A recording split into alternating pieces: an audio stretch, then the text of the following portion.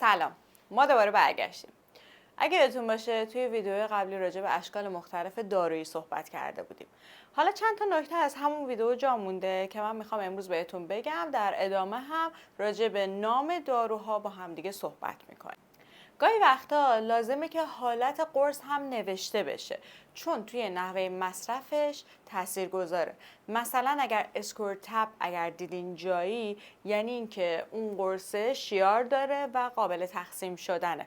قابل تقسیم شدن یعنی چی؟ یعنی اگر بخواید شما نصفش رو هم مصرف کنین مشکلی ایجاد نمیکنه براتون. ولی برعکسش کوت تب یعنی اصلا نمیتونید شما اون قرص ها رو کاتش بکنید چون یه لایه پوششی روش داره و باید توی فقط معده یا روده باز بشه و اگر قبل از اینکه وارد معده یا روده بشه برش خورده بشه ممکنه برای زبان یا مری یا به هر حال مسیری که داره تا پایین میره ضرر داشته باشه و مشکل ایجاد بکنه.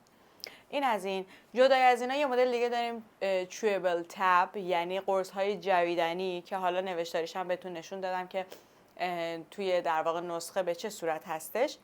اینا قرص های جویدنی هستن و توی دهان باید این در واقع قرص از حالت در واقع بلعیده بشه. توی دهان جویده میشه و بلعیده میشه، با بزاق دهان قاطی میشه و اینجوری بلعیده میشه که جذبش سریع‌تره.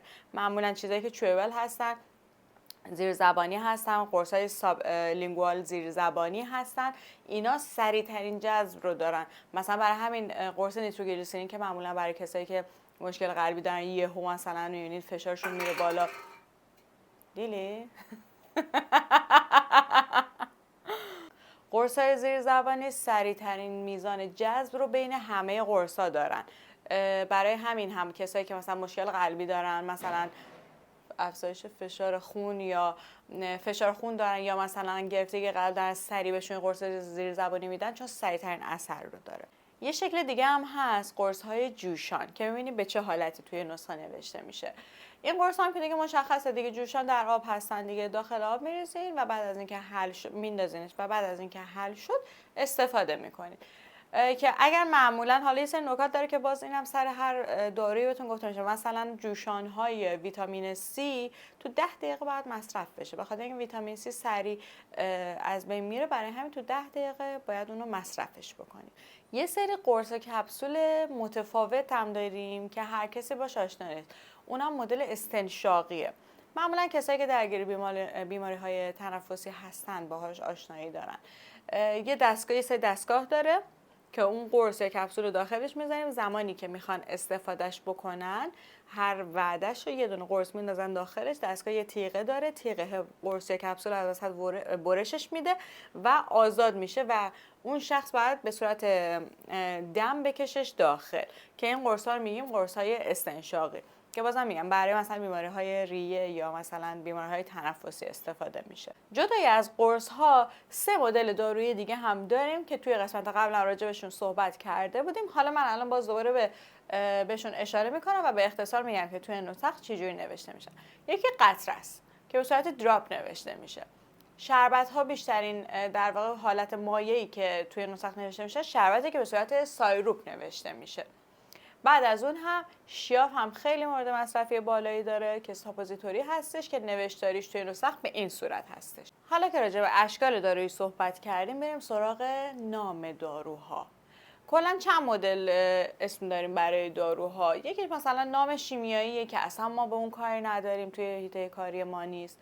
یکی نام ژنریک دارو هستش که توی همه دنیا یکیه، مثلا استامینوفن، همه جای دنیا استامینوفنه و تغییر نمیکنه. ولی یکی دیگه که باید بهش دقت بکنید نام تجاری دارو هاست، خب که کارخونه روی اون میذاره. مثلا استامینوفن کل دنیا خب همه بهش میگن استامینوفن چون نام ژنریکش استامینوفنه، ولی وقتی شما میگین کدیمال یا توی نسخه میبینید نوشته کدیمال یعنی استامینوفن شرکت عبیدی، یعنی اختصاصی داره اشاره میکنه به استامینوفن شرکت عبیدی. بعضی وقتا میبینیم حالا از نظر ما تفاوت چندانی ممکن نداشته باشه ولی از نظر بیمار، از نظر پزشک ممکنه متفاوت باشه. مثلا بعضی پزشکا میگن نه من فقط این داروی این شرکت رو قبول دارم، برای همین میاد توی نسخه مثلا مینویسه برای استامینوفنی که میخواد تجویز بکنه مینویسه کدیمال، وقتی می‌نویسه کدیمال یعنی میگه منظور من استامینوفن کدیمال هستش، استامینوفن شرکت ابیدی هستش.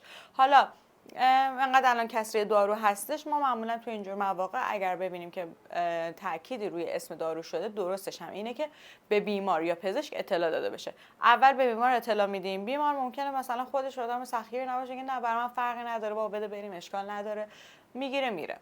ولی اگر بیمار هم گفتش که نمیدونم، دیگه بهتره که با پزشک مشورت بشه. اگر دسترسی به پزشک نیست، میگیم خب داروها رو با اطلاع بیمار داروها رو بهت میدیم، ببر نشونه پزشکت بده که این کار رو حتما باید انجام بده. در غیر این صورت بعدا مشکلاتی داره که حالا مطمئنا توی کار خیلی ها هم دیدن که به چه صورت شده. حالا راجع به تفاوتی که بین قرص های شرکت های مختلف هست، ببینیم میدونیم که خب یه سری داروها ایرانی هستن، یه سری داروها خارجی هستن. قطعا همیشه بوده که خب داروهای خارجی کیفیت بهتری داشتن، ولی الان که تحریم هستیم و بیشتر در واقع میشه گفت شرکت های ایرانی هم مجبور شدن کیفیتشون رو بالا ببرن، واقعا داروهای خوبی داریم.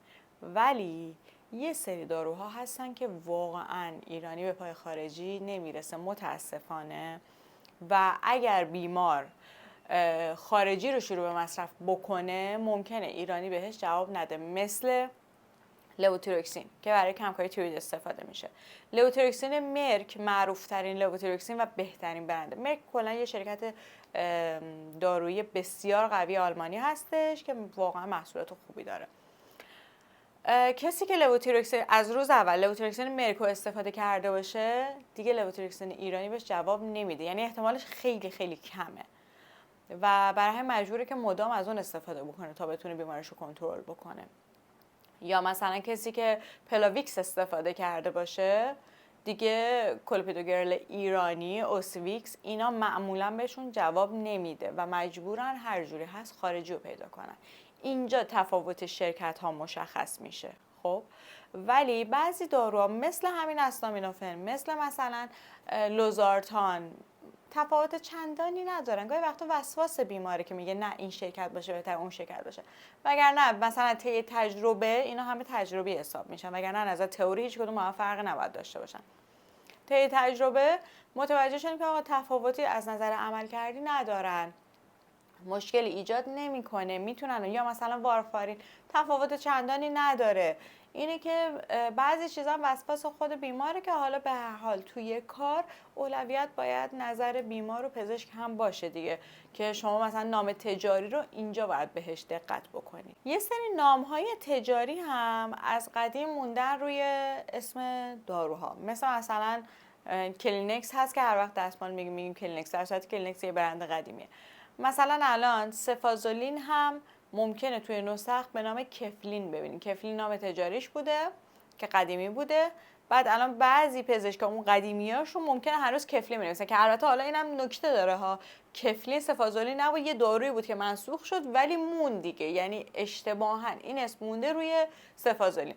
یعنی تو نسخه ممکنه شما مثلا کفلین ببینین ولی منظور پزشک اسم در واقع تجاریشو نوشته براتون و منظورش سفازولینه.